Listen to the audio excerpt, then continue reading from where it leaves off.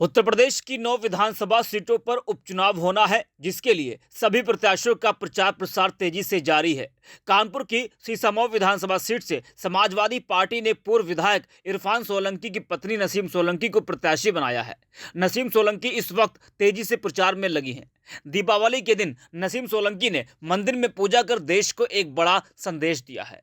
जहां विपक्ष द्वारा बीजेपी पर सभी धर्म जाति को आपस में बांटने का आरोप लग रहा है, जहां मुख्यमंत्री योगी आदित्यनाथ का नारा बटेंगे तो कटेंगे के जरिए बीजेपी हिंदुओं को एकजुट करने में लगी है, वही प्रदेश की जनता भी बीजेपी की इस रणनीति को अच्छे से समझ रही है कि बीजेपी ऐसा करके अपना राजनीतिक लाभ उठाना चाहती है। बस इस वजह से कई जगह योगी आदित्यनाथ के बटेंगे तो कटेंगे के पोस्टर के साथ इसलिए हिंदू मुस्लिम में नहीं बटेंगे ऐसे भी पोस्टर लगाए गए।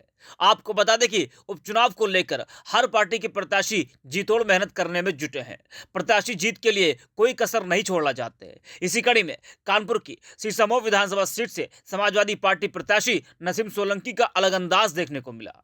वह बनखंडेश्वर मंदिर में पूजा अर्चना करती नजर आई। दीपावली के मौके पर नसीम सोलंकी ने बनखंडेश्वर मंदिर स्थित शिवलिंग के पास दीपक जलाया। उन्होंने देर रात मंदिर में जलाभिषेक के बाद शिवलिंग छूकर प्रार्थना व पूजा अर्चना भी की और इस दौरान उनके तमाम समर्थक मौजूद रहे। फिलहाल सपा प्रत्याशी के इस कदम की इलाके में चर्चा हो रही है। सियासी गलियारों में भी सोलंकी का मंदिर जाना और दिवाली मनाना सुर्खियों में है।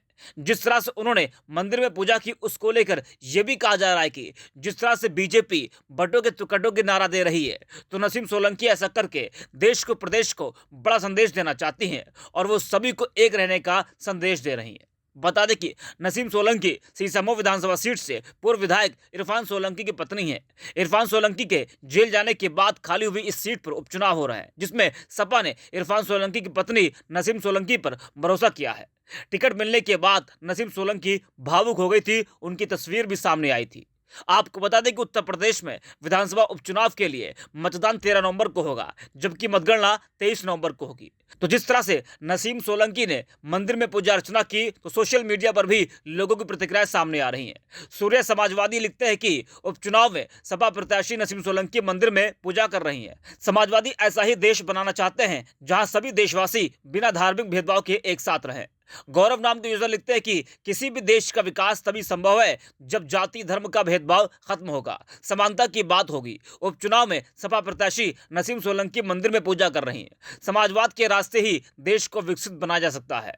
तेजेंद्र यादव लिखते हैं कि यह है समाजवादियों के सपनों का भारत। जी हाँ, जहां मुसलमान मंदिरों के सामने शीश झुकाएं और हिंदू मस्जिदों में इबादत करें, जहां कोई धर्म का भेद ना हो, इंसानियत सबसे ऊपर हो। समाजवादी पार्टी के उपचुनाव में प्रत्याशी नसीम सोलंकी है जो मंदिर में पूजा अर्चना कर रही है।